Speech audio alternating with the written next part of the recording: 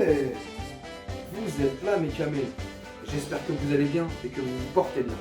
On se retrouve dans cette nouvelle vidéo du jour pour faire l'analyse du match PSG Clermont-Ferrand, samedi 17h sur Amazon Prime. Vous êtes chaud les camés? Allez, c'est parti.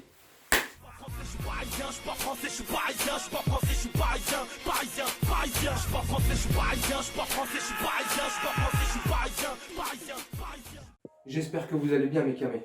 On se retrouve aujourd'hui alors, comme je disais dans l'intro, pour faire l'analyse du match entre le PSG et Clermont-Ferrand. Demain à 17h, comme je disais dans l'intro, en direct du Parc des Princes, avec un Parc des Princes, je l'espère, bouillant les gars, avec des ultras tous titulaires. Ça va être génial. Je me fais pas de soucis et de mouron pour les ultras. Je sais très bien qu'ils vont mettre l'ambiance, même avant le match, même avant de pénétrer dans le stade au Parc des Princes. Ça va être génial, superbe, merveilleux, magnifique.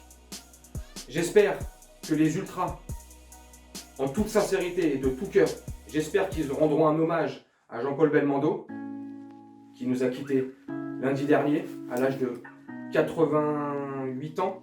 Voilà, donc j'espère qu'on fera un petit hommage à Bébel, un dernier au revoir, à ce grand acteur, pardon. J'espère qu'ils vont leur dire un dernier au revoir à ce grand acteur qu'il était, à ce grand homme qu'il était.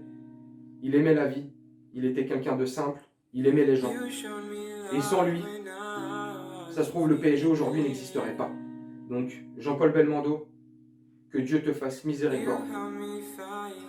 Un gros soutien et une grosse pensée pour ta famille. Et j'espère que tous les Parisiens, tous les ultras, tous les supporters ou supportrices du PSG seront unis si un hommage est rendu demain au Parc des Princes. Parce que malgré tout, c'était un homme qui aimait le sport, qui aimait la boxe et qui aimait le foot et le Paris Saint-Germain. C'est un grand supporter du PSG. Bref, je referme la parenthèse pour Jean-Paul Belmondo. Donc, je disais en préambule que ça va être une ambiance géniale. Je ne me fais pas de soucis. Tous les ultras seront titulaires et seront présents au rendez-vous. Maintenant, concernant Clermont-Ferrand. Clermont-Ferrand, attention, c'est une équipe qui joue très bien au ballon. C'est une équipe qui se connaît par cœur. Ça fait 4-5 bonnes saisons qu'ils jouent pratiquement tous ensemble. Leur attaquant Bayo, ça fait 4-5 ans. Je dis des bêtises. Leur attaquant Bayo, il est au club depuis qu'il est tout petit. Il a été formé par Clermont. C'est son club de cœur. C'est sa ville. Il a grandi juste derrière le stade, dans la cité qui est juste derrière le stade de Clermont-Ferrand. C'est un pur produit de Clermont-Ferrand. Il y en a encore 2-3 autres comme ça dans le club. C'est une équipe très solide, très structurée, qui concède énormément de buts car joue beaucoup à découvert. Mais c'est une équipe qui propose beaucoup de spectacles.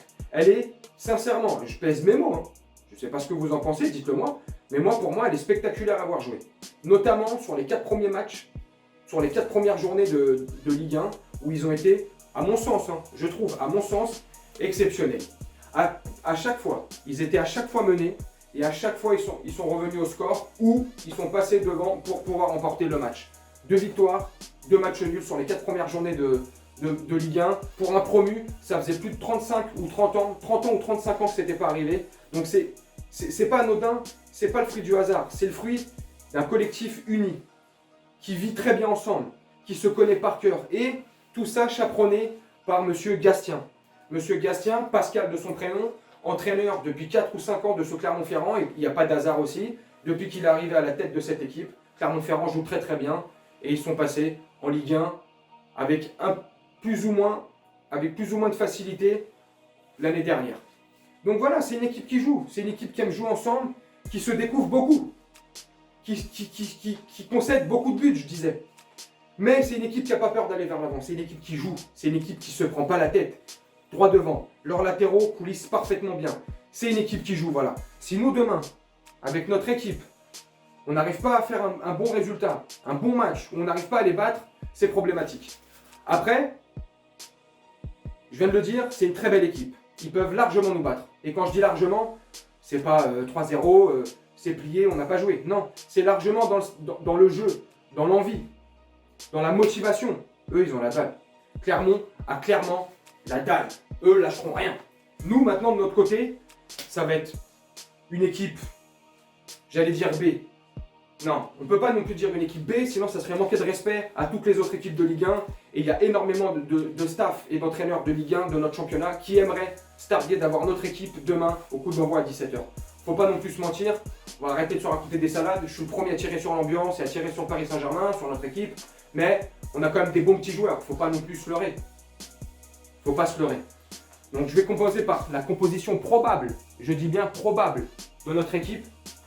Alors au cage, probablement Donnarumma, suivi par Kehrer, je regarde ma fiche, Marquinhos et Diallo ou Kimpembe. Ça c'est pour la défense centrale. Ça c'est pour la défense centrale si on jouerait à 3 derrière. Si on jouerait à 4, Kimpembe éventuellement. Mais on ne sait pas. Kimpembe il est pas encore, il est encore incertain. Après on aura, et j'ai oublié Hakimi, je t'avais en défense latéral droit, Hakimi.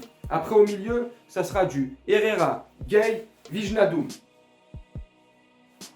Là, je vous parle du 11 type, hein, du 11 de départ. Hein. Je ne vous parle pas de l'effectif complet avec les remplaçants. On parle, qu'on se comprenne bien, je parle bien du 11 de départ. Voilà. Et en attaque, si je dis pas de bêtises, parce que je vois pas avec le flash, Icardi, Draxler. Ça va être chaud. Et j'ai oublié aussi, latéral gauche, Nuno Mendes. Bon voilà, comme d'habitude, hein, je vous ai fait ça dans le désordre. Vous me remettrez le quintet dans l'ordre.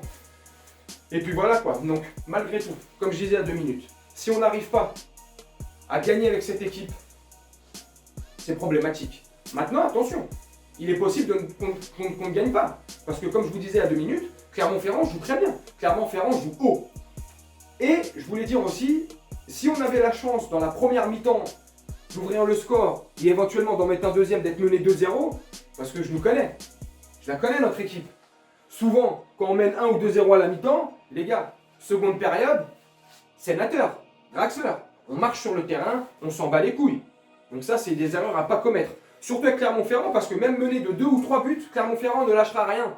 Ne lâchera rien. Vous avez qu'à regarder le match qu'ils ont fait contre Lyon, ou le match contre Strasbourg, vous verrez. Les mecs ont la dalle, les mecs ne lâchent rien, les mecs sont motivés. Donc si nous, on n'a pas la même dalle et la même motivation demain sur le terrain, sur le rectangle vert, comme on dit, on risque probablement de perdre. Voilà. C'est mon point de vue, mon analyse. Maintenant, je vais vous donner mon pronostic. Moi, je vois beaucoup de buts. Parce que Clermont-Ferrand ouvre les vannes. Donc, Clermont-Ferrand n'a pas peur. Donc, je vois pas mal de buts. Je vois un match serré, mais avec beaucoup de buts. Moi, je vois 3-2 pour Paris ou 3-3. Voilà. 3-2 pour nous. Ou égalité parfaite, 3 buts partout. Voilà. Parce que Clermont-Ferrand, une fois de plus, joue au foot et n'aura pas peur de jouer, surtout contre nous.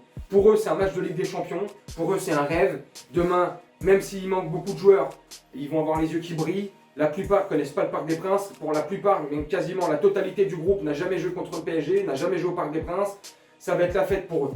Donc, eux, ils vont jouer libérés, délivrés, comme la Reine des Neiges. Ils vont se poser aucune question. Donc voilà les gars, c'était une petite analyse d'avant-match. PSG Clermont-Ferrand. On se retrouve demain, après le match, pour faire un débrief de ce match-là, en espérant qu'il soit beau et magnifique pour nous, avec beaucoup de buts pour nous. Et je vous dis à demain soir, après le match. Salut mes camés. Je suis pas français, je suis parisien, je suis pas français, je suis parisien, je suis pas français, je suis parisien, je suis pas français, je suis parisien, je suis pas français, je suis parisien, parisien.